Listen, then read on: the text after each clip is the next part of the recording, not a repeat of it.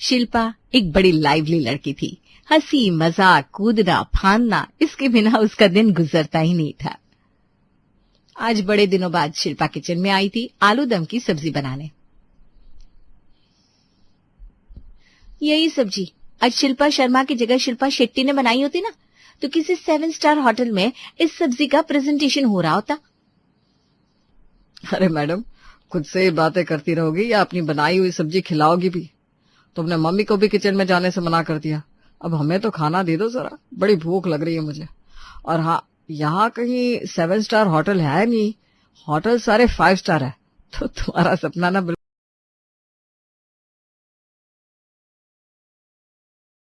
सपने जैसा ही है, झूठा। हाँ तो देख लेना, पहला 7 स्टार होटल मैं ही खोलूंगी जिसमें 11 स्टार सर्विसेज होंगी। हाँ, उनकी सब्जी के ऊपर थोड़ा सा ऑरिगानो, चिली फ्लेक्स, सफेद तिल, धनिया के पत्ते स्प्रिंकल कर देती है और आलू दम की सब्जी को स्मेल करने के बाद उसकी फोटो लेती है। सब्जी तो देखने में बड़ी प्यारी लग रही है, एक बार जरा टेस्ट कर लेती हूँ। शिल्पा स्पून स्टैंड से एक स्पून उठाती है और ग्रेवी के साथ जरा से आलू के टुकड़े को तोड़ते हुए चम्मच को अपने मुंह में रखकर आंखें बंद कर लेती है। मक्खन, हाय हाय हाय, बिल्कुल मेरी पसंद के हिसाब से बनी है सब्जी। अब जल्दी से इस आलू की सब्जी को बाहर ले जाती हूँ, वरना शुभम किचन में आ जाएगा।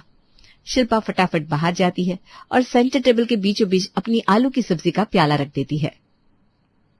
देख ले शुभम, कितनी टैलेंटेड है शिल्पा। अब तुझे भी खाना बनाना सीखना पड़ेगा। कल को तेरी बीवी आएगी तो उसे भी तो हेल्प करने के लिए कोई होना चाहिए ना।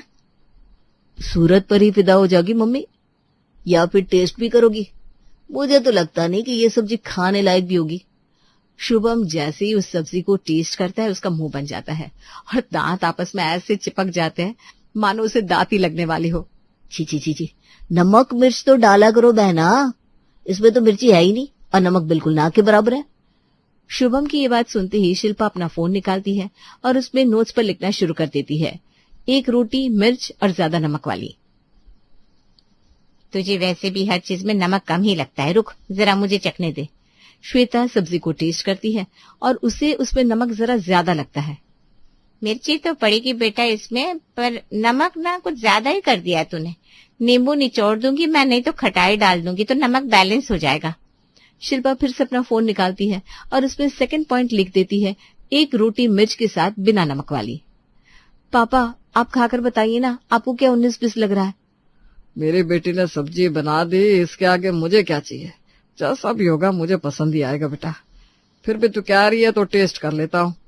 संतोष सब्जी को जैसे ही टेस्ट करता है कहता है, सब्जी में ना हल्की सी मिठास होती बेटा, तो जीभ को जो कमी महसूस हो रही है वो ना होती है। और कुछ क्रिस्पी भी साथ में होना चाहिए, पापड़ जैसा। बाकी सब्जी 1 नंबर है। शिल्पा फिर से अपना फोन बाहर निकालती है और उस पे तीसरा पॉइंट लिखती है, 1 जरा चीनी वाली रोटी क्रिस्पी। तुझे चावल बनाना सिखाया है ना मैंने, जा शुभम जाकर चावल बना ले, सब्जी के साथ चावल खा लेंगे।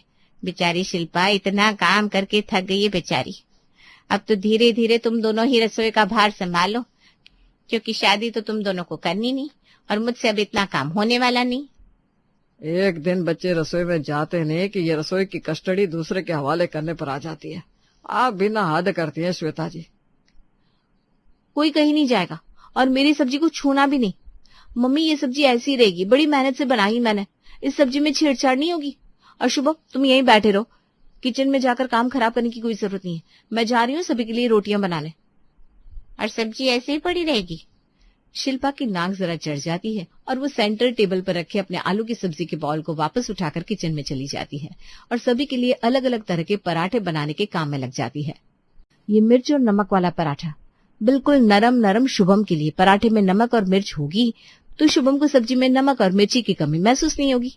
वाह शिल्पा रानी, सच में दिमाग तुम्हारा शिल्पा शेट्टी वाला ही है। शिल्पा फटाफट 2 पराठे जाकर शुभम की प्लेट में रख देती है। उसके बाद फिर से किचन में जाकर अपनी मम्मी के लिए बिना नमक वाला, जरा से आमचूर और थोड़े से मिर्च का पराठा बनाना शुरू कर देती है। मम्मी जब इस मिर्च और खटाई वाले पराठे के साथ सब्जी खाएंगी तो उन्हें सब्जी में जो नमक ज्यादा लग रहा था वो पराठे के साथ बैलेंस हो जाएगा और जो मिर्च की कमी थी वो पराठे की मिर्च पूरी कर देगी। ये सही है। शिल्पा फटाफट रोटी बनाकर अपनी मम्मी की प्लेट में रख देती है।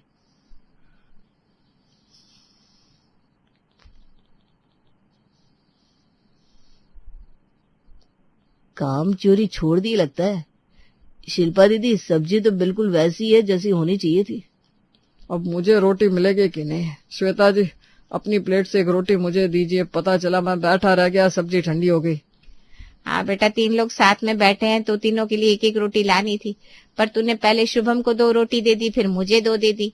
जब तक पापा का नंबर आएगा तब तक तो हम दोनों खाकर उठ भी जाएंगे। अपने प्लेट के पराठे तो भूलकर भी पापा को मत देना मम्मी, नहीं तो उनके मुंह का पूरा स्वाद खराब हो जाएगा। पापा बस 1 मिनट, आपका पराठा तवे पर ही है, मैं बस उतार कर ला रही हूँ। शिल्पा भागती हुई रसोई में जाती है और तवे पर रखे हल्की चीनी वाले पराठे को कुरकुरा और लाल करती है। मैं जरा पापड़ लेकर आती हूँ, बिना पापड़ के आपको खाने की आदत नहीं है ना। आज जरूरत नहीं है श्वेता जी। ये तो कमाल कर दिया तूने शिल्पा। ये पराठा इतना कुरकुरा है कि पापड़ की कमी महसूस ही नहीं हो रही, और जो मीठापन था वो बराबर आ गया सब्जी में। मीठा कहाँ है? सब्जी में तो मिर्च पड़ी है पापा। आपके मुंह का स्वाद खराब हो गया लगता है। सभी की बातों से श्वेता को साफ साफ समझ में आ रहा था कि हुआ क्या है। आखिरकार उसने अपने जीवन के 27 साल रसोई में जो दिए थे। कितना दिमाग लगाती है तू शिल्पा, सभी की रोटियां ही बदल दी। ऐसे तो यहाँ 200 लोग रहते तो 200 लोगों के हिसाब से रोटी बनाती। अरे यार मम्मी, एक तो मेहनत कर रही हूँ, उसमें भी आपको प्रॉब्लम हो रही है। आपको तो खुश होना चाहिए कि मैंने लंबा रास्ता चुना, शॉर्टकट नहीं अपनाया। मुझे खाना खाना जितना पसंद है उतना ही खिलाना भी पसंद है। किसी के मुंह का टेस्ट खराब हो मुझे अच्छा नहीं लगता। श्वेता अपनी बेटी की नादानी पर हल्का सा मुस्कुरा देती है। समय बीतता जाता है 6 महीने बाद। ये तो क्या कर रही है बेटा, पागल हो गई है क्या? बाहर 7 लोग आए हैं, अब 7 लोगों के हिसाब से तू 7 तरह की चटनी बनाने जाएगी क्या? तू उस घर की बहू बनने जा रही है, कोई हलवाई नहीं। छोड़ ये सब। पर जैसे हम चारों में चारों के टेस्ट बड्स अलग है, वहां बाहर बैठे 7 लोगों के भी तो टेस्ट बड्स अलग होंगे ना मम्मी। पता चला किसी को समोसे में कुछ कम लगा, किसी को कुछ ज्यादा।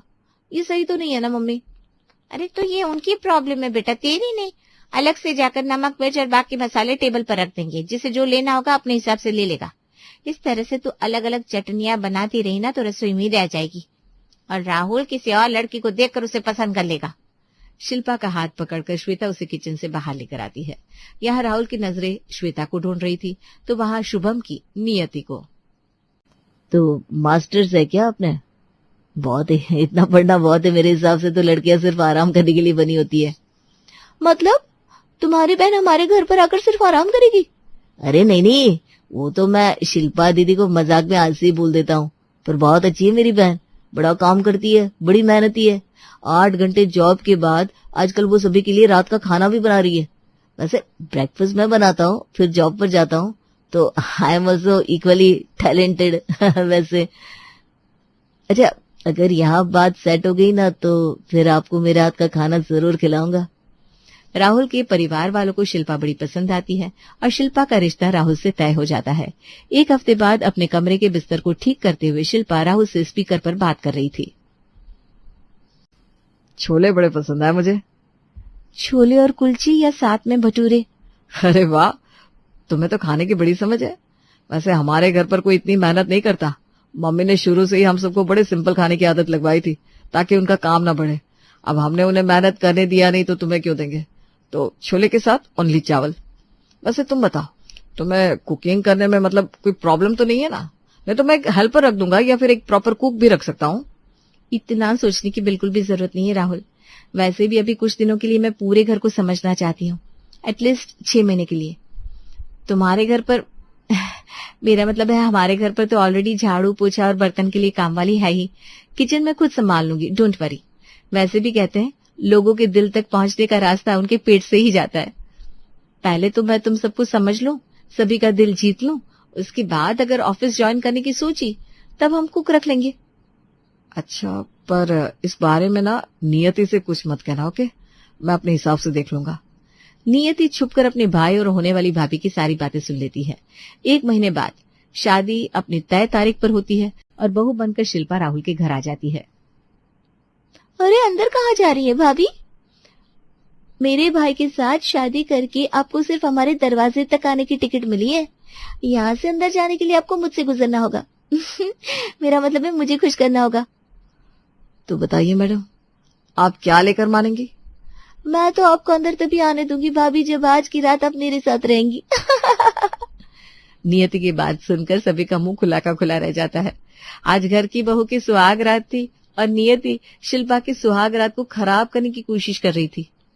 ये क्या कह रही है तू? हाँ, बकवास मत कर, हर वक्त मजाक अच्छा नहीं लगता। तो फिर मैं यही लेट जाती हूँ भाभी। आपको अपने पति के साथ जाना है तो मेरे ऊपर से होकर चले जाना।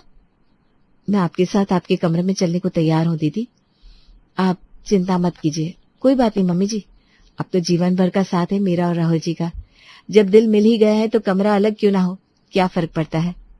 शिल्पा नियति के साथ उसके कमरे में चली जाती है। वो बेड पर सोने ही वाली थी कि नियति कहती है, मैंने आपको बुलाया और आप मेरे साथ आ गई। मतलब कोई भी बुलाएगा तो आप किसी के भी साथ चली जाओगी, वो भी अपने पति को छोड़कर। ये तो अच्छी सोच नहीं है भाभी। वैसे मैं बता दूं, मुझे ना अपने बिस्तर पर अकेले सोने की आदत है, तो आपको तो सोफे पर सोना पड़ेगा। अच्छा, तो मैडम कुछ ज्यादा ही तेज बन रही है। पहले तो मुझे लगा कि नियति का बचपना है, पर ये इसका बचपना नहीं है, इसका शातिर दिमाग है।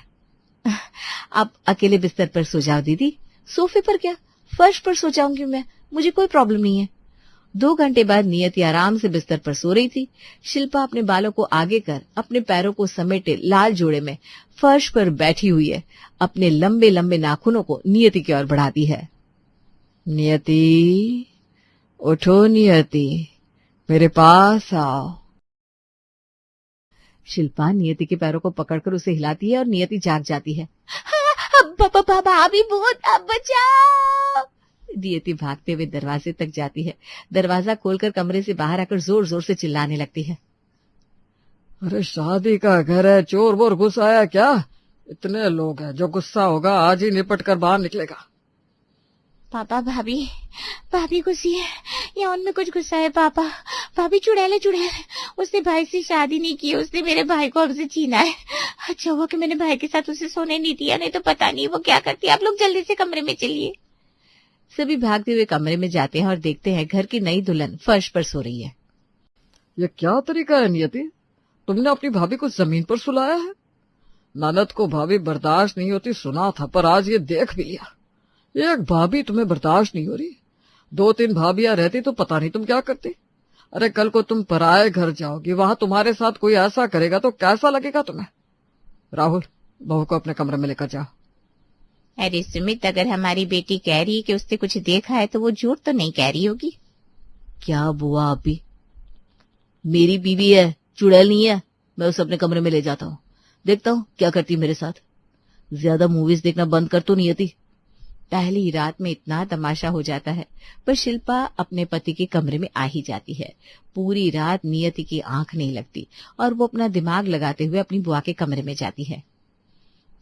दूसरे घर की लड़कियों के लक्षण ही यही होते हैं बेटा। मुझे बड़ा बुरा लगा, कैसे सुमित ने तेरा पक्ष नहीं लिया, जबकि तू इस घर का खून है। जब तेरी माँ इस घर में आई थी, मेरे साथ भी ऐसा ही हुआ था। कल सुबह पहली रसोई की रस्म है, फिर पग फेरे की। कुछ ऐसा तिगड़म लगा कि शिल्पा मैके जाए पर वापस आ ही ना पाए। अगली सुबह नियति किसी के भी उठने के पहले किचन में जाती है और किचन से सारे मसाले लगभग छुपा देती है। जिस पापा और भैया ने पिछली रात तुम्हारा साथ दिया था ना भाभी, उन्हें जब खाने में स्वाद नहीं मिलेगा तो उनका दूसरा रूप तुम्हारे सामने आ जाएगा, और फिर उस मैटर को मैं इतना खराब कर दूंगी कि पहली रसोई के बाद आप पग फेरे के लिए अपने घर तो जाएंगी, पर वहां आपको लेने भैया कभी आएंगे ही नहीं। सुबह के 11 बजे। पिछली रात को मैंने बहुत भयानक सपना देखा था भाभी, और सपने में पता नहीं मैंने आपको क्या क्या कह दिया, मुझे माफ कर दीजिए। जैसे आज आपकी पहली रसोई है, हमारे घर पर सभी को छोले बड़े पसंद है, तो आप जाइए, रसोई इज वेटिंग। शिल्पा किचन में जाती है, वहां उसे एक नोट मिलता है। प्यारी भाभी, जो भी किचन में मौजूद है उसी से पहली रसोई बना लो, नहीं तो पिछली रात जैसे तुम में चुड़ैल आई थी वैसे आज मम्मी में आ जाएगी। मसाले दीदी ने छुपा दिए, कोई बात नहीं। जो कुछ भी मसाले मौजूद थे शिल्पा उसी से छोले तैयार कर लेती है। रसोई से कुकर की सीटी की आवाज सुनकर बुआ जी के साथ साथ नियति भी बड़ी बेताब हो रही थी। अब तक तो छोले बन जाने चाहिए थे ना बुआ? हाँ बन ही गए होंगे, जा जाकर देख। नियति फौरन किचन में जाती है और तैयार छोले के पतीले को अपने हाथ में उठा लेती है। अब ये छोले मेरे साथ बाहर जा रहे हैं, अब इसमें आप कोई चेंजेस नहीं कर पाएंगी भाभी। वैसे भी वो मसाले जिन्हें आप यहाँ ढूंढ रही है वो ऊपर शेल्फ में है, मैंने छुपा दिए थे। और आप अगर किसी से मेरी कंप्लेंट करती हो तो मसाले तो किचन में ही थे, फंसता कौन है? पर तुम ये सब मेरे साथ क्यों कर रही हो? मैंने तुम्हारा क्या बिगाड़ा है? पिछली रात को बहुत कुछ बिगड़ा है। मेरे पापा ने मुझे डांट लगाई, मम्मी ने कितनी बातें सुनाई, तो अब ये सारे तमाशे के लिए आप तैयार रहना। नियति तैयार छोले को बाहर डाइनिंग टेबल पर लाकर रख देती है और सभी को एक एक चम्मच पकड़ा देती है। रुक जाइए आप सब। क्या हुआ बेटा? अभी खाना पूरा तैयार नहीं हुआ, सिर्फ छोले ही बने हैं। छोले के साथ चावल तो बनने बाकी है ना मम्मी जी, और सिर्फ चावल से भी नहीं चलेगा, मैंने एक मीठा भी सोच रखा है। अब वो जो भी हो बहू, एक बार पहली रसोई से कुछ बाहर आ जाए तो वो दोबारा रसोई में नहीं जाता। ठीक है, मैं छोले यहाँ से नहीं लेकर जा रही हूँ, पर एक बार चावल और मीठा बन जाए उसके बाद ही आप सब टेस्टिंग शुरू कीजिएगा। इतना तो हो सकता है ना बुआ जी? शिल्पा फटाफट किचन में जाती है और 15-20 लोगों के लिए चावल उबालने के लिए चढ़ा देती है। ये तो अच्छा हुआ कि मैंने रात को ही राहुल से सभी के टेस्ट के बारे में पूछ लिया था। अब जिसे जैसा जैसा छोले पसंद है उस हिसाब से चावल में फ्लेवर्स मिला दूंगी, क्योंकि छोले में तो नमक चाय पत्ती के रंग के अलावा कुछ डाल ही नहीं पाई मैं। फ्लेवर आया भी होगा तो थोड़े बहुत टमाटर का। ये बहुत गलत किया दीदी ने मेरे साथ। शिल्पा फटाफट पके हुए चावल को कढ़ाई में डालकर उसमें अलग अलग तरह का फ्लेवर देना शुरू कर देती है।